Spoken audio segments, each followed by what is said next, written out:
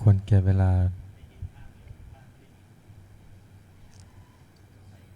นิมนต์พระภิกษุสงฆ์เจริญพรแม่ชีโยคีเตรียมตัวคุกเข่ากับพระพร้อมกัน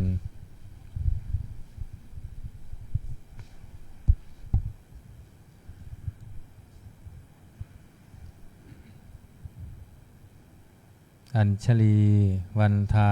อภิวาทอัญชลีวันทาอภิวาทอัญชลีวันทาอภิวาทอัญชลีวันทาอัญชลีขอโอกาสขออนุญาตครูบาอาจารย์พระมหาเถระพระเถรานุเถระพระมัชฌิมาพระนวากะแม่ชีโยคีในการเป็นต้นเสียงธรรมวัดเย็นในวันนี้เปิดหนังสือสวดมนต์แปลเล่มใหญ่ไปที่หน้าหนึ่ง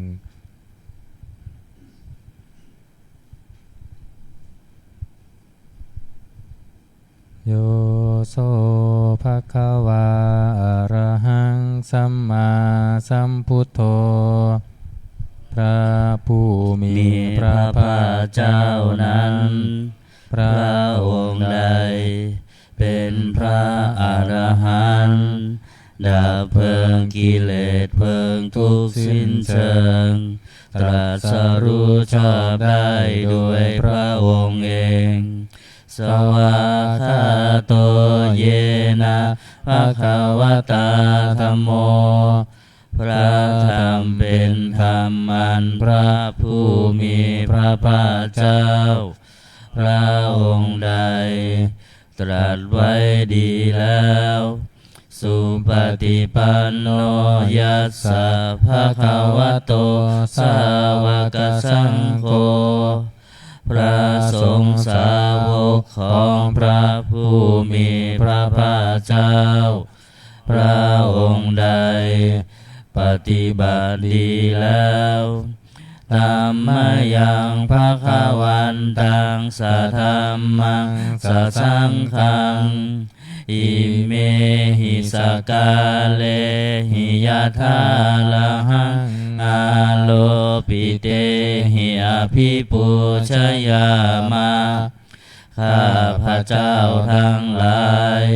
ขอบูชาอย่างยิ่งซึ่งพระผู้มีพระภาคเจ้าพระองค์นั้นพร้อมทั้งพระธรรมและพระสงฆ์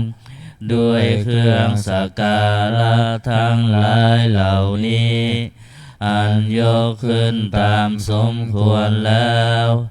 สาธุโนพันเตภควาสุจิระปรินิพุตโตปิข้าแต่พระองค์ผู้เจริญพระผู้มีพระภาคเจ้า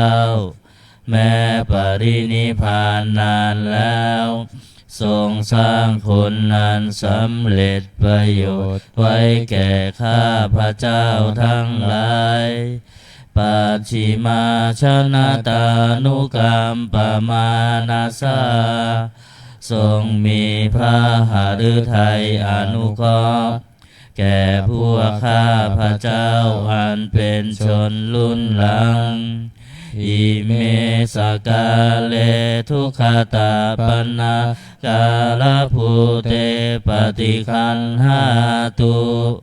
ขอพระผู้มีพระภาคเจ้าจงรับเครื่องสักการะอันเป็นบรรณาการของคนยากทั้งหลายเหล่านี้อัมหากังทีฆารตังหิตายะสุขายะเพื่อประโยชน์และความสุขแก่ข้าพระเจ้าทั้งหลายตลอดกาลนานเทอญอะระหังสัมมาสัมพุทโธภควาพระผู้มีพระภาคเจ้าเป็นพระอรหันต์ดับเพลิงกิเลสเพลิงทุกข์สิ้นเชิงตรัสรู้ชอบได้ด้วยพระองค์เองพุทธังภคะวันตังอภิวาเทมิ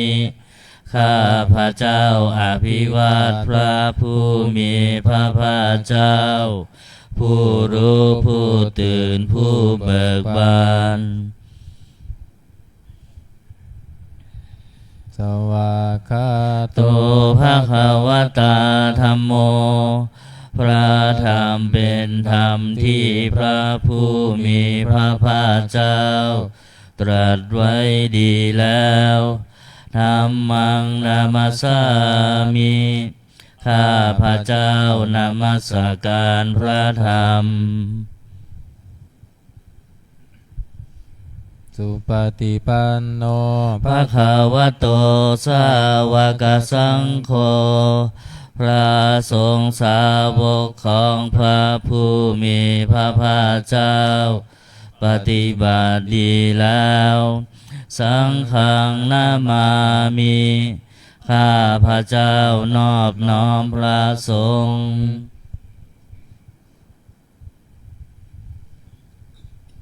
หันธรรมยังพุทธสสะภะคะวะโตบุพพากนามการังกโรมาเสนะโมตัสสะภะคะวะโตขอนอบน้อมแด่พระผู้มีพระภาคเจ้าพระองค์นั้นอะระหะโตซึ่งเป็นผู้ไกลจากกิเลสสัมมาสัมพุทธัสสะตรัสรู้ชอบได้ด้วยพระองค์เองนะโมตัสสะภะคะวะโตขอนอบน้อมแด่พระผู้มีพระภาคเจ้าพระองค์นั้นอะระหะโตซึ่งเป็นผู้ไกลจากกิเลสสัมมาสัมพุทธัสสะตรัสรู้ชอบได้ด้วยพระองค์เองนะโมตัสสะภะคะวะโตขอนอบน้อมแด่พระผู้มีพระภาคเจ้าพระองค์นั้นอะระหะโตซึ่งเป็นผู้ไกลจากกิเลสสัมมาสัมพุทธัสสะตรัสรู้ชอบได้ด้วยพระองค์เองเปิดหนังสือไปที่หน้า19ธรรมวัดเย็นหันธรรมยังพุทธานุสตินายังกโรมาเสตังโคปานาภะคะวันตังเอวังกัลยาโนกิติสัทโธอาภุคโตก็กิติศักดิ์งานงามของพระผู้มีพระภาคเจ้านั้นได้ฟุ้งไปแล้วอย่างนี้ว่าอิติปิโสภะคะวาเพราะเหตุอย่างนี้อย่างนี้พระผู้มีพระภาคเจ้านั้นอะระหังเป็นผู้ไกลจากกิเลสสัมมาสัมพุทโธเป็นผู้ตรัสรู้ชอบได้ด้วยพระองค์เองวิชาจารณะสัมปันโนเป็นผู้ถึงพร้อมด้วยวิชาและจารณะสุขโต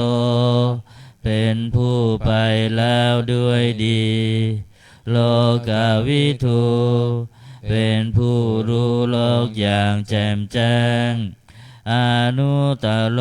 ปุริสธรรมสารถิเป็นผู้สามารถฝึกบุรุษที่สมควรฝึกได้อย่างไม่มีใครยิ่งกว่าสัทธาเทวมนุษย์สนังเป็นครูผู้สอนของเทวดาและมนุษย์ทั้งหลายพุทโธเป็นผู้รู้ผู้ตื่นผู้เบิกบานด้วยธรรมภควาติเป็นผู้มีความจำเริญจำแนกธรรมสั่งสอนสัตว์ดังนี้หันธรรมยังพุทธาภิกิติงกโรมาเส พุทธวาลาหันตวาลาตาทิคุณาพิยุตโตพระพุทธเจ้าประกอบด้วยคุณมีความประเสริฐแห่งอรหันตคุณเป็นต้นสุทธาพิยานกรุณาหิสมาคตโตพระองค์อันประกอบด้วยพระญาณและพระกรุณาอันบริสุทธิ์โพเทสิโยชุชนะตังกามรังวาสุโรพระองค์ใดทรงกระทำชนที่ดีให้เบิกบานดูดนาที่ทำบัวให้บาน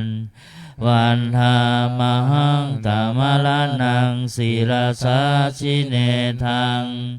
ข้าพระเจ้าไหว้พระชินสีห์ผู้ไม่มีกิเลสพระองค์นั้นด้วยเสียงกล่าวพุทโธโยสาภาปานินังสารนังเขมามุตตมังพระพุทธเจ้าพระองค์ใดเป็นสารณะอันเกษมสูงสุดของสัตว์ทั้งหลายปัทมานุสติฐานังวันทามิตังสิเลนะหังข้าพระเจ้าไหว้พระพุทธเจ้าพระองค์นั้นอันเป็นที่ตั้งแห่งความระลึกองค์ที่หนึ่งด้วยเสียงกล่าวพุทธัสสะหัสสมิทาโสพุทโธเมสามิกิสโลข้าพระเจ้าเป็นทาสของพระพุทธเจ้าพระพุทธเจ้าเป็นนายมีอิสระเหนือข้าพระเจ้าพุทโธทุกขาสหาตาจวิธาตาจหิตาสมิพระพุทธเจ้าเป็นเครื่องกำจัดทุกข์และทรงไว้ซึ่งประโยชน์แก่ข้าพระเจ้าพุทธัสสะหังนิยาเทมิสรีรันชีวิตันจิทังข้าพระเจ้ามอบกายถวายชีวิตนี้แด่พระพุทธเจ้าวันทันโตหังจาริสามิพุทธัสเสวสุโพธิตังข้าพระเจ้าผู้ไว้อยู่จากประพฤติตามซึ่งความตรัสรู้ดีของพระพุทธเจ้านาทิเมสารนังอัญญังพุทโธเมสารนังวาลังสารณะอื่นของข้าพระเจ้าไม่มีพระพุทธเจ้าเป็นสารณะอันประเสริฐของข้าพระเจ้าเอเตนะสัจวัตเทนะวัตตายังสัตถุสาสเนด้วยการกล่าวคำสัตย์นี้ข้าพระเจ้าพึงเจริญในพระศาสนาของพระศาสดาพุทธังเมวันธมาเนนะยังปุญญังภสุตังอิทาข้าพระเจ้าผู้ไว้อยู่ซึ่งพระพุทธเจ้าได้ขวนขวายบุญใดในบัดนี้สาเพปิอันตรายามิมเหสุงตัสสะเตชะสาอันตรายทั้งปวงอย่าได้มีแก่ข้าพระเจ้าด้วยเดชแห่งบุญนั้นกายเยนะวาจายวเจตสาวาด้วยกายก็ดีด้วยวาจาก็ดีด้วยใจก็ดีพุทเทกุกัมมังปะกตังมยายังกรรมหน้าที่เตือนนันใดที่ข้าพระเจ้ากระทำแล้วในพระพุทธเจ้าพุทโธปฏิคันหาตัวชยันตังขอพระพุทธเจ้าจงงดซึ่งโทษล่วงเกินนั้นกาลันตะเลสังวลิตุงวะพุทเท เพื่อการสำรวมระวังในพระพุทธเจ้าในการต่อไปอันธรรมยังธรรมานุสตินายังกโรมาเส สวาคาโตภะคะวตาธัมโมพระธรรมเป็นสิ่งที่พระผู้มีพระภาคเจ้าตรัสไว้ดีแล้วสันทิฏฐิโกเป็นสิ่งที่ผู้ศึกษาและปฏิบัติพึงเห็นได้ด้วยตนเองอาการิโกเป็นสิ่งที่ปฏิบัติได้และให้ผลได้ไม่จำกัดการเอหิปัสสิโกเป็นสิ่งที่ควรกล่าวกับผู้อื่นว่าท่านจงมาดูเถิดโอปานายิโกเป็นสิ่งที่ควรน้อมเข้ามาใส่ตัวปัจจตังเวทิตัสโพวินโยหิติเป็นสิ่งที่ผู้รู้ก็รู้ได้เฉพาะตนดังนี้อันธรรมยังธรรมาภิกขิติงกโรมาเสสวาคาตตาทิคุณโยภาวะเสนาเสยโยพระธรรมเป็นสิ่งที่ประเสริฐเพราะประกอบด้วยคุณคือความที่พระผู้มีพระภาคเจ้าตรัสไว้ดีแล้วเป็นต้นโยมาคาปากปริยาติวิโมคาเพโทเป็นธรรมมันจำแนกเป็นมรรคผลปริยัติและนิพพานธัมโมกุโลกปัตตานาตถาธาลิธาลีเป็นธรรมทรงไว้ซึ่งผู้ทรงธรรมจากการตกไปสู่โลกที่ชั่ววันธามหังตมหาลังวาลธรรมเมตังข้าพระเจ้าไหว้พระธรรมอันประเสริฐนั้นอันเป็นเครื่องขจัดเสียซึ่งความมืดธัมโมโยสัพพปานินังสารนังเขมมุตตมังพระธรรมใดเป็นสารณะอันเกษมสูงสุดของสัตว์ทั้งหลายทุติยานุสติฐานังวันทามิตังสิเลนะหังข้าพระเจ้าไหว้พระธรรมนั้นอันเป็นที่ตั้งแห่งความระลึกองค์ที่สองด้วยเสียงกล่าวธรรมสาหัสมิทาโสวะธัมโมเม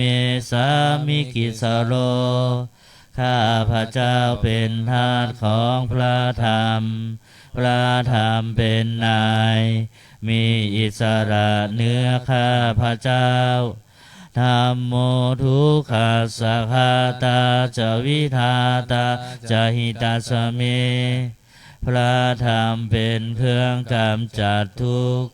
และทรงไว้ซึ่งประโยชน์แก่ข้าพระเจ้าธรรมสาหังนิยาเทมิสรีรันชีวิตันจิทังข้าพระเจ้ามอบกายถวายชีวิตนี้แด่พระธรรมวันทันโตหังจาริสามิภูมิมาเสวสุธรรมตังข้าพระเจ้าผู้ไหวอยู่จากพระพุทธธรรมซึ่งความเป็นธรรมดีของพระธรรมนาทิเมสารนังอัญญังธัมโมเมสารนังวาลังสารณะอื่นของข้าพระเจ้าไม่มีพระธรรมเป็นสารณะอันประเสริฐของข้าพระเจ้าเอเตนะสัจวัชเชนะวัตยังสัทธุสาสเน ด้วยการกล่าวคำสัตย์นี้ข้าพระเจ้าพึงเจริญในพระศาสนาของพระศาสดาธรรมังเมวันธรรมาเนนะยังปุญญังปัสสุตังอิทาข้าพระเจ้าผู้ไว้อยู่ซึ่งพระธรรมได้ขวนขวายบุญใดในบัดนี้สัพเพปิอันตรายามิมเหสุงตัสสะเตชะสาอันตรายทั้งปวงอย่าได้มีแก่ข้าพระเจ้าด้วยเดชแห่งบุญนั้นกายเยนะวาจายวเจตสาวาด้วยกายก็ดีด้วยวาจาก็ดีด้วยใจก็ดีธัมมิกุกมมังปะกตังมยายังกรรมหน้าที่เถื่อนอันใดที่ข้าพระเจ้ากระทำแล้วในพระธรรมธัมโมปฏิคันหตุอัจฉยันตังขอพระธรรมจงงดซึ่งโทษล่วงเกินอันนั้นกาลันตะเลสังวลิตุงวะธรรมเมเพื่อการสำรวมระวังในพระธรรมในการต่อไป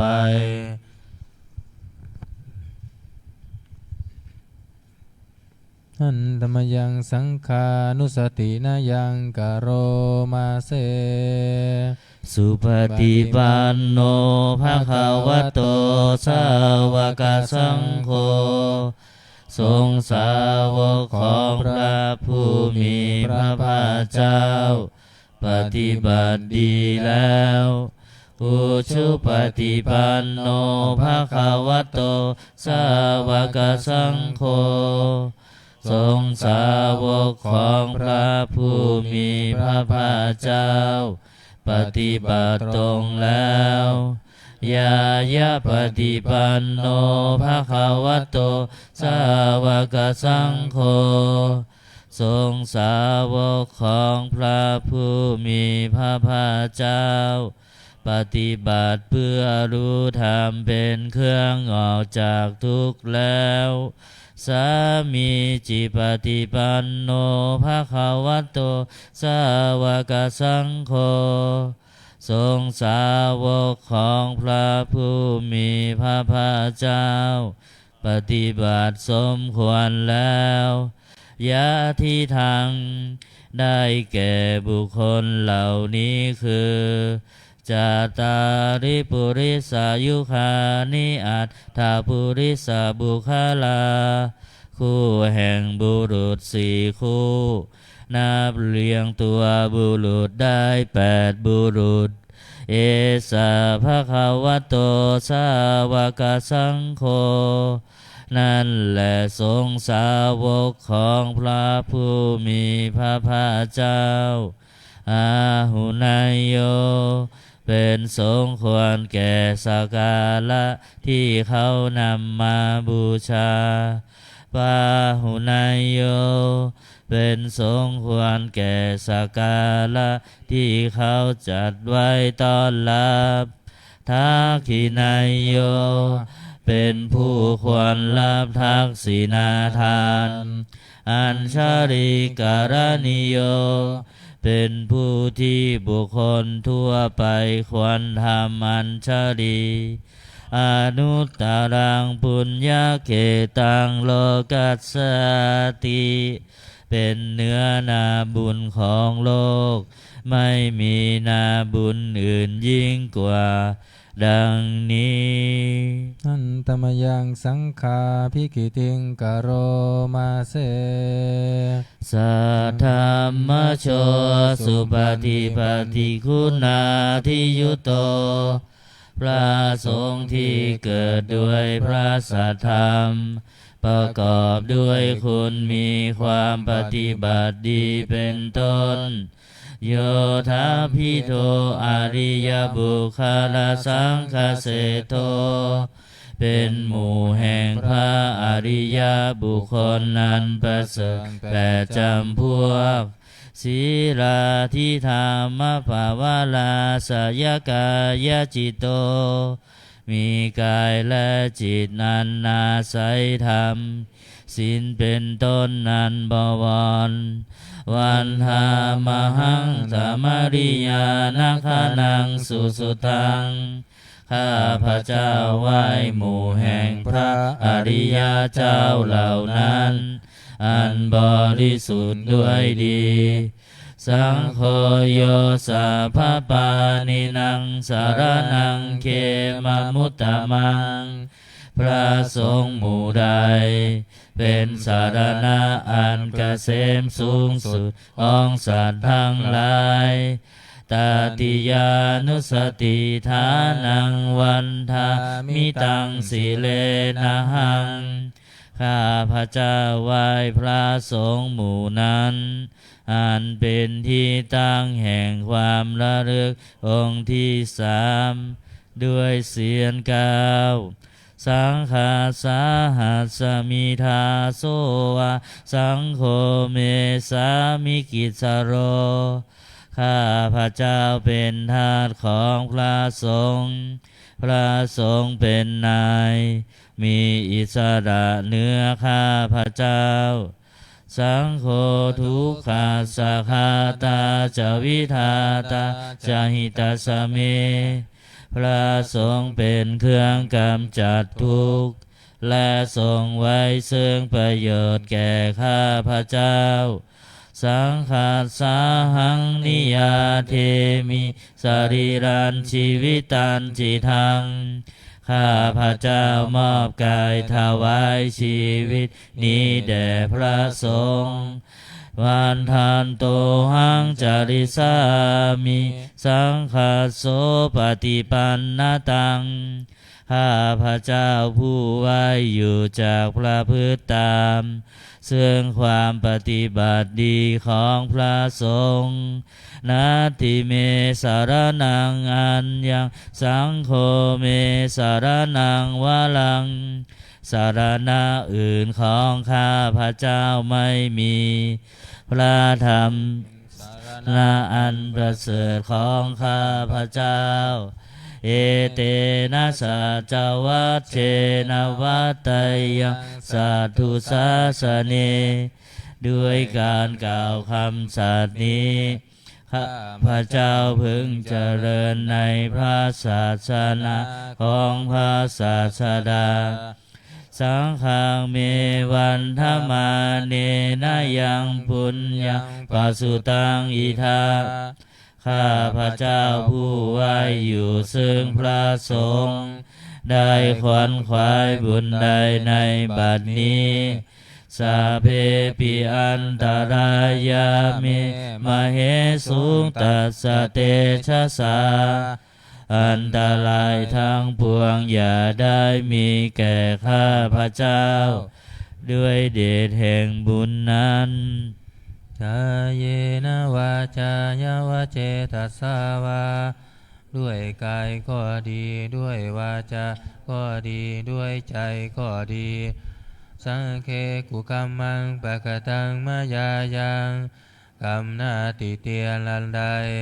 ที่ข้าพระเจ้ากระทำแล้วในพระสงฆ์สังโฆปฏิคันหาตัวจยันตังขอพระสงฆ์จงงดถึงโทษล่วงเกินลันนั้นการันตะเรสังวริตุงวสังเคเพื่อการสำรวมระวังในพระสงฆ์ในการต่อไปเปิดหนังสือไปที่หน้า38นะโอวาทปาติโมกข์หน้า38อันตมยังโอวาทปาติโมกขคาถาโยภานามาเสสัพพะปาปัสสะอาการนังการไม่ทำบาปทั้งปวงกุศลสุปสัมปทาการทำกุศลให้ถึงพร้อมสัจจิตาปริโยทปานังการชำระจิตของตนให้ขาวรอบเอตังพุทธานาสาสนังทำสามอย่างนี้เ เป็นคำสั่งสอนของพระพุทธเจ้าทั้งหลายขันติปรมังตโปติติฆาขันติคือความอดกลั้นเป็นธรรมเครื่องเผากิเลสอย่างยิ่งนิพพานังปรมังวทันติพุทธาผู้รู้ทั้งหลายกล่าวพระนิพพานว่าเป็นธรรมอันยิ่งนาหิปภาชิโตปรูปคาติผู้กำจัดสัตว์อื่นอยู่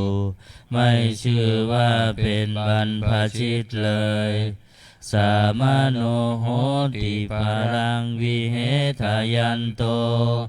ผู้ทำสัตว์อื่นให้ลำบากอยู่ไม่ชื่อว่าเป็นสมณะเลยอนุภาวะโตอนุปคาโตการไม่พูดร้ายการไม่ทำร้ายปาติโมกเขจะสังวโรการสำรวมในปาติโมกข์มาตัญยุตาจะพัตตสมิงความเป็นผู้รู้ประมาณในการบริโภคปันตัญจะสยนาสนังการนอนการนั่งในที่อันสงัดอาทิจิเตจะอายโยโคความหมั่นประกอบในการทำจิตให้ยิ่งเอตังพุทธานาสาสนังทำ6อย่างนี้เป็นคำสั่งสอนของพระพุทธเจ้าทั้งหลายเปิดมาหน้า27หันธรรมยังอติตาปัจเจเวคณาปาทังพานามาเสอาชมยาอัปปาจเวคิตวายังจีวลังปริพุตังจีวรใดอันเรานุ่งห่มแล้วไม่ทันพิจารณาในวันนี้ตังยาวะเทวาสิตัสสะปฏิฆาตายะจีวรนั้นเรานุ่งห่มแล้วเพียงเพื่อบำบัดความหนาวอุณหสะปฏิฆาตายะเพื่อบำบัดความร้อนดังสมกาสวาตาตปาสิลิงสปะสัมผัสสานังปฏิฆาตายะเพื่อบำบัดสัมผัสนั้นเกิดจากเหลือบยุงลมแดดและสัตว์เลื้อยคลานทั้งหลายยาวะเทวาหิริโกปินาปฏิชาธนาทังและเพียงเพื่อปกปิดอวัยวะอันให้เกิดความละอายอาชามายาอัปปาจเวคิตวายโยบินทปาโตปริพุตโตบิณฑบาตใดเราฉันแล้วไม่ทันพิจารณาในวันนี้โสเนวะทวายะบิณฑบาตนั้นเราฉันแล้วไม่ใช่เป็นไปเพื่อความเพลิดเพลินสนุกสนานนามาทายะไม่ใช่เป็นไปเพื่อความเมามันเกิดกำลังพลังทางกายนามันธนายะไม่ใช่เป็นไปเพื่อประดับนาวิภูสนายะไม่ใช่เป็นไปเพื่อตกแต่งยาวะเทวะอิมัสสกายสัทธิติยาแต่ให้เป็นไปเพื่อความตั้งอยู่ได้แห่งกายนี้ยาปนายาเพื่อความเป็นไปได้ของอัตภาพวิหิงสุปารติยาเพื่อความสิ้นไปแห่งความลำบากทางกายพรหมจาริยานุคาหายา เพื่ออนุเคราะห์แก่การประพฤติพรหมจรรย์อิติปุรานันจะเวทานังปฏิหังคามิด้วยการทำอย่างนี้เรายอมระงับเสียได้ซึ่งทุกขเวทนาเก่าคือความหิวนาวันจะเวทนานาอุปาเทสามิและไม่ทำทุกขเวทนาใหม่ให้เกิดขึ้นยาตราจะเมภวิสติอนวัชชตาจะพาสุวิหารโรจาติอันหนึ่งความเป็นไปด้วยสะดวกแห่งอัตภาพนี้ด้วยความเป็นผู้หาโทษมิได้ด้วยและความเป็นอยู่ด้วยผาสุขด้วยจากมีแก่เราดังนี้อาชามายาอัตปัจเวคิตาวายังเสนาสนังปริพุตังเสนาสนะใดเราใช้สอยแล้วไม่ทันพิจารณาในวันนี้ตังยาวะเทวาสิตัสสะปฏิฆาตายะเสนาสนะนั้นเราใช้สอยแล้วเพียงเพื่อบำบัดความหนาวอุณหัสสะปฏิฆาตายะเพื่อบำบัดความร้อนดังสมากาสวาตาตาปะสิริงสาปะสัมผัสสานังปฏิฆาตายะเพื่อบำบัดสัมผัสนั้นเกิดจากเหลือบยุงลมแดดและสัตว์เลื้อยคลานทั้งหลายยาวะเทวะอุตุปาริสยาวิโนทานังปฏิสันลานาลามะทังเพียงเพื่อบรรเทาอันตรายอันพึงมีจากดินฟ้าอากาศและเพื่อความเป็นผู้ยินดีอยู่ในที่หลีกเล้นสำหรับภาวนาอาชมายาอัตปัจเวคิตวายโยคิรานะปัจจยาเพสะชะปาริคาโรปาริพุตโตคิรานะเพสัตบริขารใดอันเราบริโภคแล้วไม่ทันพิจารณาในวันนี้โสยาวะเทวะอุปันนานังเวยาภาธิกานังเวทนานังปฏิฆาตายะคิรานาเพสัตบริขารนั้นเราบริโภคแล้วเพียงเพื่อบำบัดทุกขเวทนาอันบังเกิดขึ้นแล้วมีอาพาธต่างๆเป็นมูลอาภยาปัจฉปรมตายาติ